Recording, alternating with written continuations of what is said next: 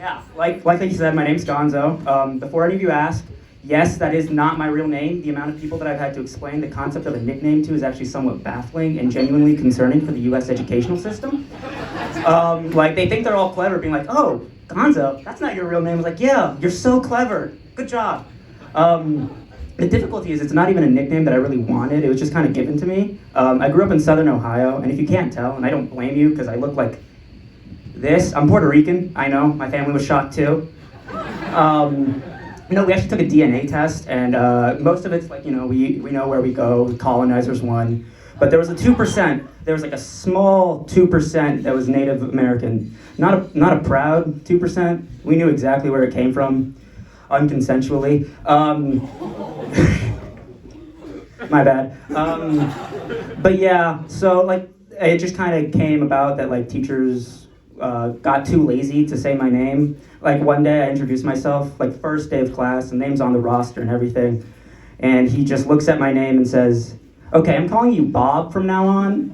Not even worth it, not even trying. My real name's not even that hard to say. It's Gonzalo Barreras Torres Soler Rivera. The fourth, get that fourth, because that fourth is important. Otherwise I'll think you're talking about my dad. But yeah, like he said, this is actually our final for our stand-up comedy class, because all my other cries for help didn't really work out. But yeah, so like I said, this is our final. My passing grade is dependent on how much you guys pity laugh, please.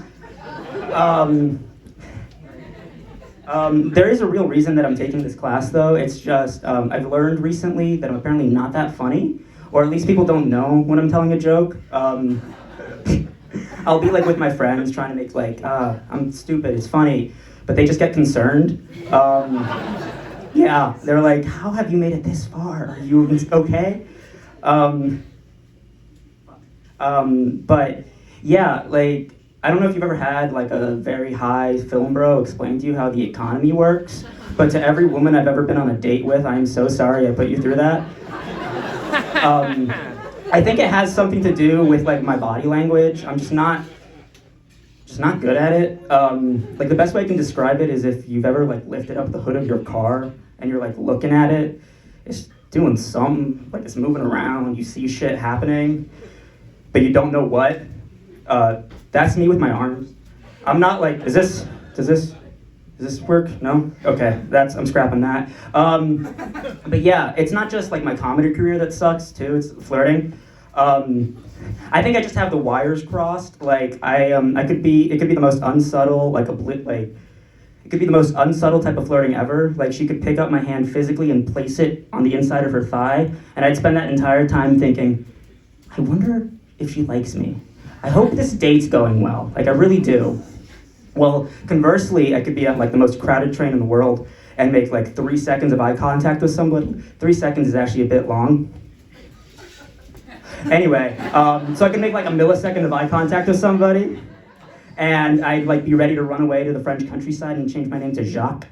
I like the name Jacques because it sounds like someone started saying Jack, but then like started vomiting, which is like basically the entirety of the French language, you know?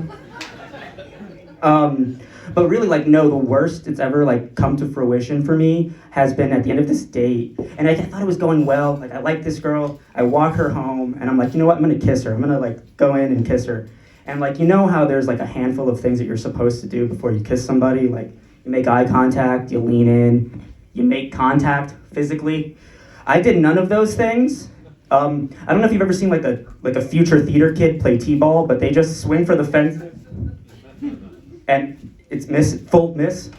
It's not even like I could get to the cheek, like and say like, oh, I was being European. I hit the side of her lip. Just a full, I don't know if you've ever experienced true silence or shame before, but those 2 seconds were the closest I've ever been to suicide. It got so quiet, I swear I could hear her roommates laughing on the other side of the door. It still haunts me to this day. But this story does have a good ending. She did kiss me back. I just wish I could remember it. I blacked out immediately. Like I don't know if you've ever gotten those like Nigerian prince email scams and you click on the link and your computer glitches out for like a couple minutes.